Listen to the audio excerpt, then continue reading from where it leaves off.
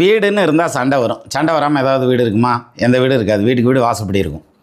ஆனால் ஒரு சண்டை போட்டு முடிச்சதுக்கப்புறம் சிலர் பார்த்தீங்கன்னா அதையே திருப்பி திருப்பி பிடிங்கிட்டே இருப்பாங்க. அப்போத்தையும் ஆஃப் ஆகிற மாதிரி கண்டிஷனுக்கு வரும். திருப்பி 1/2 லிட்டர் பெட்ரோலை ஊற்றி எரிச்சு விட்டுருவான். அது பாட்டுக்கு கப்ப கப்ப கப்பன்னு பிடிச்சிட்டு எரியும். இதை எங்கே பார்க்கலாம் அப்படின்னா, மாமியார் மருமகள் சண்டையில் பார்க்கலாம். அந்த அம்மா சரி என்னத்தை பேசுகிறத விட்ட கத்தி என்னத்துக்கு ஆகுதுன்னு கம்முன்னு இருக்கேன். அப்போத்தையும் இந்த அம்மா கூடுதலாக பேசும், ஓவராக பேசும். இல்லாட்டி இந்த அம்மா கம்முன்னு இருக்கேன், அப்போத்தையும் வேணும்னே ஏதாவது ஒரு பிரச்சனையை கிளப்பிகிட்டே இருப்பாங்க. இது யாருக்கு? இந்த குணம் யாருக்கு இருக்குது? அதாவது தீர்ற பிரச்சனையை கிளப்பி விடுற வேலாக்கிறது இருக்கு இல்லையா? இது யாருக்கு நடக்கும் அப்படின்னா, செவ்வாயும் 6ஆம் இடத்த அதிபதியும் யாருக்கெல்லாம் கனெக்ட் ஆகிருக்கோ, கனெக்ட்டுங்கிறது ஒன்று சேர்ந்துருக்கிறது, ஒருத்தர் பார்த்துருக்கிறதுங்கிறது பரிவர்த்தனை யோகத்தில் இருக்கிறது, இப்படி எப்படி வேணாலும் எடுத்துக்கலாம். இப்படி கனெக்ட் ஆகிருந்ததுன்னா அவங்க தீர்ற பிரச்சனையை ஊதி விட்டுருவாங்க.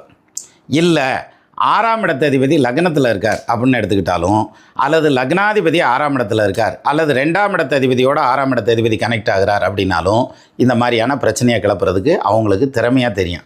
அவங்க கிளப்புற மாதிரி பிரச்சனையை நம்ம கூட கிளப்ப முடியாது. அதுதான் இது.